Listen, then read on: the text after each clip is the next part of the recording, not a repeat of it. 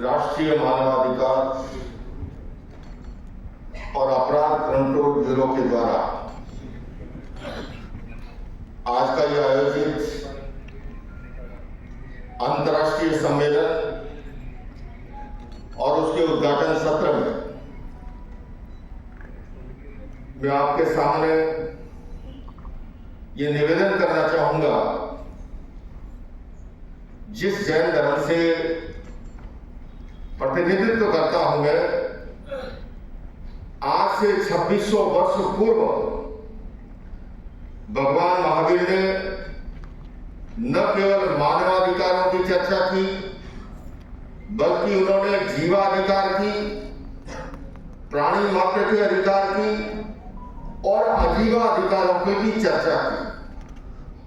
उन्होंने सत जीव निकाय का मौलिक सिद्धांत देते हुए कहा, पृथ्वी, पानी, अग्नि, वायु, वनस्पति और दृश्य ये सभी सजीव हैं, इनका अनावश्यक उपयोग मत करो। और उन्होंने ये जानते हुए कि हमारी धरती माता हमारी आवश्यकताओं की पूर्ति कर सकती है, किंतु असीम इच्छाओं की, लालसा की पूर्ति नहीं कर सकती। इसलिए उन्होंने कहा, इच्छाओं आकाश समान अनंत किया।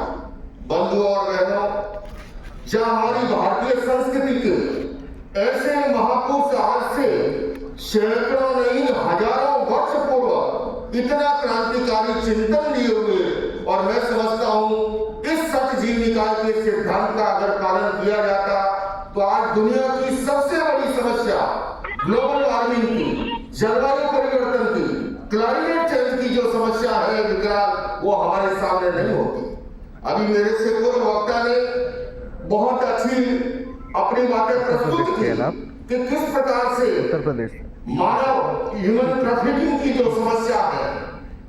मैं फ्रंट पे हूँ। पिछले वर्षों ऑस्ट्रेलिया बेस्ड एक संगठन ग्लोबल फ्रीडम ने एक अंतर्राष्ट्रीय सम्मेलन किया कि इस विषय पर धर्म क्या कहते हैं, और उस कॉन्फ्रेंस के अंदर जहां आर्ट ऑफ लिविंग के संस्थापक श्री श्री रविशंकर जी सही, हमारे अकाल तख्त के सुप्रीम है, इस्लाम धर्म से, ईसाई धर्म से, हिंदू धर्म से धर्माचार्य उपस्थित थे।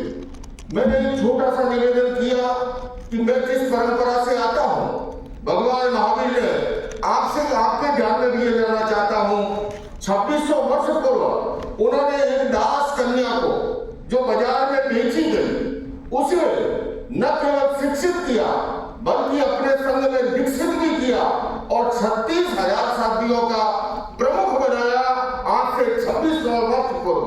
तो हमारी ये भारत की धरती अनेक ऐसे महापुरुष, महात्मा बुद्ध हुए, भगवान महावीर हुए, गुरु नानक देव जी हुए, मर्यादा पुरुषोत्तम श्री राम हुए, योगीराज कृष्ण हुए। इसी तरह से आधुनिक युग के अंदर हम अगर कबीर की बात करें, मदन मोहन मालवीय की बात करें, स्वामी विवेकानंद की बात करें, इस धरती पर ऐसे महापुरुष हुए हैं जिन्होंने हमारा मार्गदर्शन किया है।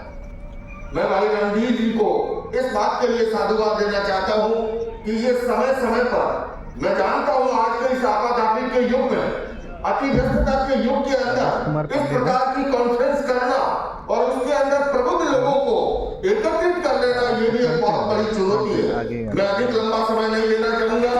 आज जिन प्रतिभाओं को सम्मानित किया जा रहा है इस मंच से अवार्ड देकर के, ये कोई प्रदर्शन नहीं, ये दर्शन है, क्योंकि इससे अन्य लोगों को भी प्रेरणा मिलती है। और मैं अवार्ड प्राप्त करने वाले उन सभी के सम्मान में ये कहना चाहूंगा, बात सरल बलिदान कठिन है, पतन सहज उत्थान कठिन है। बात सरल बलिदान कठिन है, पतन सहज उत्थान कठिन है। गाता है खंडर का हर पत्थर, ध्वंस सरल निर्माण कठिन है। आइए बंधुओं, हम सभी निर्माण में लगे, सृजन में लगे, उत्थान में लगे। जब हमारा देश आजादी का अमृत महोत्सव मना चुका है, आगामी 25 वर्ष बहुत महत्वपूर्ण है भारत देश के लिए। पूरे विश्व के अंदर भारत की और आशावादी निगाहों से जब देखा जाता है, ऐसे समय में हमारा भी कर्तव्य है, दायित्व है, और इसलिए सम्मानित होने वालों के सम्मान में कहना चाहूंगा कि इतिहास कांच के टुकड़ों का नहीं, उज्जवल हीरों का बनता है, और इतिहास घास के तिनकों का नहीं, फौलादी तीरों का बनता है। हरे संग्राम में हथियार डालने वालों, इतिहास कायरों का नहीं, त्यागी तपस्वी बलिदानी वीरों का बनता है। जब मानवाधिकार पर सम्मेलन हो रहा हो, क्राइम कंट्रोल की बात की जा रही हो, तो निर्धारित समय से अधिक बोलना भी मानवाधिकारों का